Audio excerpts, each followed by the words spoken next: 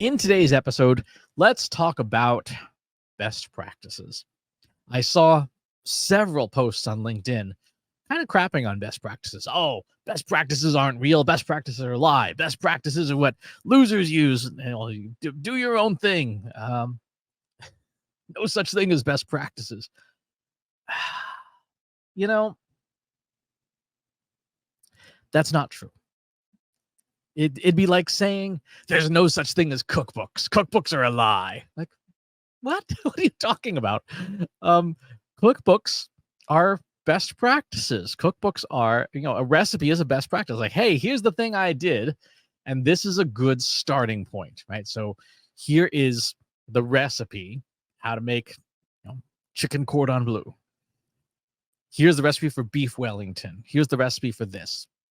Is it exactly the way that you should make it? Maybe, maybe not, but it's a starting point. It's better than trying to reinvent it from scratch every single time or guessing at what you should do. No, it says, here's the recipe. First, sous vide tenderloin of beef for 8 hours, 120 degrees Fahrenheit, and then get a puff pastry, unroll it, wrap the beef in it, and then bake it, right? That's your beef Wellington. And yeah, you're going to have your own special sauce of, seasonings and things that are going to be unique to you. Or maybe you don't like beef and you're going to use pork. Or maybe you have a gluten allergy and you're not going to use the puff pastry. You're going to use something else.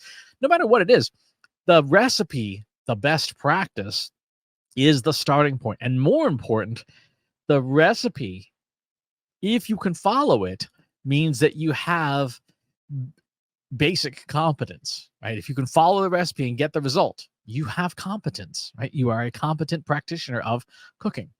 So when I see people spouting off about how best practices are a lie, I question their competence. Like, do you actually even know what you're doing?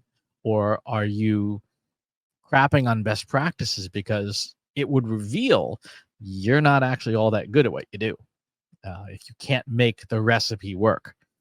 If I hand my home-written recipe for clam chowder to a master chef, right? If I hand it to someone like Kat Cora, she's going to be able to cook it, right? She might disagree with it. She might say, this is a pretty lame recipe, but I can absolutely cook it and I'll crush it.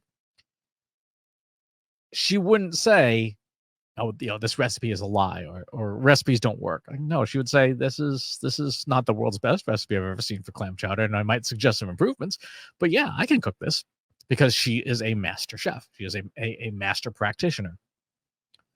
Be very careful of people who spend a lot of time telling you that best practices are not a good thing, that best practices are a hindrance or handicap. Depending on where you are in your journey, on whatever the thing is, that might or might not be true.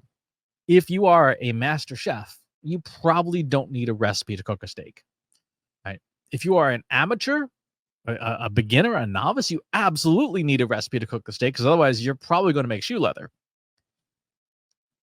And even when you are a master practitioner, sometimes you still need the recipe to remember what it was you did the last time, right? It's about process. It's about repeating results and getting consistent results. When I step into the dojo and I train in the martial art that I've been training in now for 31 years, do I need to have this kata written out in front of me every single time? No. Do I have it in front of me anyway? Yes. Why? Sometimes I forget things. And it's a good idea to have those reminders around, to have those best practices, so that, yes, you can then do variations and adaptations. When a field is new, you absolutely need best practices. You absolutely need recipes, with the acknowledgement that the recipes are going to change rapidly over time as more and more people understand them. But you absolutely need recipes. When you have a field like generative AI that has come out, what is a prompt? It's a recipe. A prompt that you write for a language model is a recipe.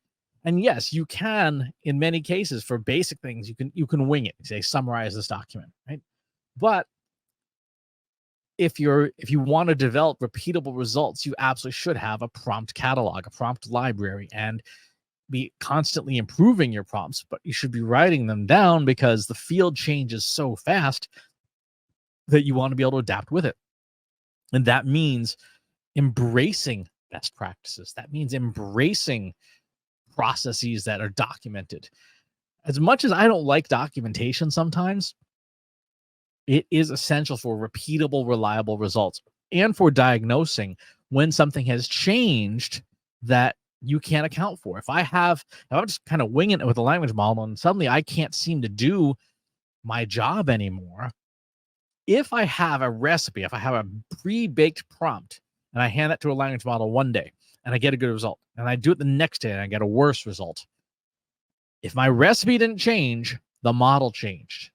And that means, and this helps me diagnose that. So be real careful about anyone who's hawking the best practices are a lie kind of thing. It means that either they have something they want to sell you, or they're not very good at what they do. There is absolutely a place for recipes. There's absolutely a place for variations. And there will be times when you want to transcend those recipes. But boy, you better have them on hand just in case things go sideways. That's going to do it for today's episode. Thanks for tuning in. Talk to you next time. If you enjoyed this video, please hit the like button. Subscribe to my channel if you haven't already. And if you want to know when new videos are available, hit the bell button to be notified as soon as new content is live.